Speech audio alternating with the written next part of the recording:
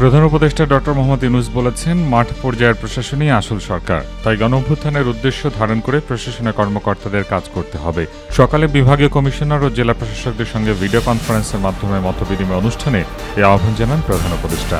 এ সময় তিনি বলেন, সবার অধিকার নিশ্চিত করতে চায় অন্তর্বর্তী সরকার। ১৬ বছর আন্দোলন করে দেশ থেকে স্বৈরাচার মুক্ত হলেও এখন গণতন্ত্র প্রতিষ্ঠার জন্য আর একটি যুদ্ধ এবং সংগ্রাম অব্যাহত রাখতে হবে। নীলফামারীতে শহীদ পরিবারকে আর্থিক সহায়তা প্রদান অনুষ্ঠানে এমনই মন্তব্য করেছেন তারেক রহমান। পতিত স্বৈরাচারের সহযোগীরা দেশবিরোধী ষড়যন্ত্র অব্যাহত রেখেছে অভিযোগ করে সকল রাজনৈতিক দলকে ঐক্যবদ্ধ থাকার আহ্বানও জানান বিএনপির ভারপ্রাপ্ত চেয়ারম্যান। জুলাই গণহত্যার বিচারে সরকার সর্বোচ্চ অগ্রাধিকার দিচ্ছে বলে জানিয়েছেন আইন উপদেষ্টা ডক্টর আসিফ নজরুল। বলেন, শহীদ পরিবারের আইনগত বিষয় দেখতে আইন মন্ত্রণালয়ের পক্ষ থেকে লিগ্যাল এইড সেল 7 দিনের মধ্যে গঠন করা হবে। শহীদ পরিবারের আর্থিক সহায়তা প্রদান অনুষ্ঠানে তিনি এসব কথা বলেন। এ সময় উপদেষ্টা সৈয়দ রিজওয়ান হাসান বলেন, সরকারকে প্রশ্নবিদ্ধ করতে অনেক ষড়যন্ত্র চলছে। শেখ হাসিনাকে প্রধান আসামি করে 9 জনের বিরুদ্ধে আন্তর্জাতিক অপরাধ ট্রাইব্যুনালে গুমের লিখিত অভিযোগ জমা দিলেন মাইকেল চাকমা। সকালে আন্তর্জাতিক অপরাধ ট্রাইব্যুনালে এই অভিযোগ জমা দেন তিনি। এ সময় গুমের সময় যে গামছা দিয়ে তার হাত বাঁধা হয়েছিল সেটিও ট্রাইব্যুনালে দাখিল করেন এই ইউপিডিএফ নেতা। বৈষম্যবিরোধী আন্দোলন চলাকালীন রাজধানীর প্রগতি সরণিতে মনির নামে এক ব্যক্তিকে গুলি করে হত্যার ঘটনায় করা মামলায় জাসদের সভাপতি ও সাবেক মন্ত্রী হাসানুল হক ইনুর 4 দিনের রিমান্ড মঞ্জুর করেছেন আদালত। সোমবার ইনুকে আদালতে হাজির করে পুলিশ। উভয় পক্ষের শুনানি শেষে ঢাকার মেট্রোপলিটন ম্যাজিস্ট্রেট শরীফুর রহমান তার 4 দিনের রিমান্ড মঞ্জুর করেন।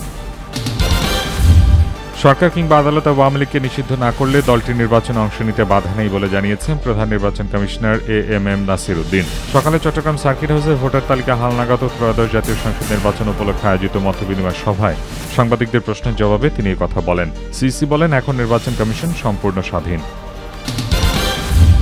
একটি মানবিক ও বৈষম্যহীন বাংলাদেশ গড়তে সবাইকে আত্মত্যাগের জন্য প্রস্তুত থাকতে হবে বলে মন্তব্য করেছেন জামায়াতে ইসলামের আমির ডাক্তার শফিকুর রহমান। সকালে দিনাজপুরের বীরগঞ্জ উপজেলায় বীরগঞ্জ কলেজ মাঠে পথসভায় প্রধান অতিথির বক্তব্যে কথা বলেন তিনি আরও বলেন, যে দেশের শাসক নিজেকে মালিক মনে করবে না, এমন একটি বাংলাদেশ চায় জামায়াত।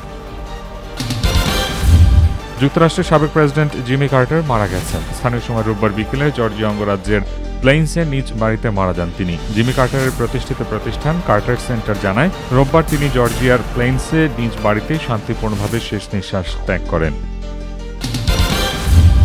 পূর্ব আফ্রিকার দেশ ইথিওপিয়ায় ভয়াবহ সড়ক দুর্ঘটনা ঘটেছে। এতে 60 জন নিহত হয়েছেন, আহত হয়েছেন আরও 4 জন। আফ্রিকার এই দেশটির দক্ষিণাঞ্চলীয় বোনাজুরিয়া ওয়ারেদার গেলানা সেতুতে এই দুর্ঘটনা ও হতাহতের ঘটনা ঘটে। বার্তা সংস্থা রয়টার্স বলছে, ইথিওপিয়ায় সড়ক দুর্ঘটনায় অন্তত 60 জন মারা গেছেন বলে স্থানীয় কর্মকর্তাদের বরাত দিয়ে রোববার বার্তা সংস্থা এএফপি জানিয়েছে।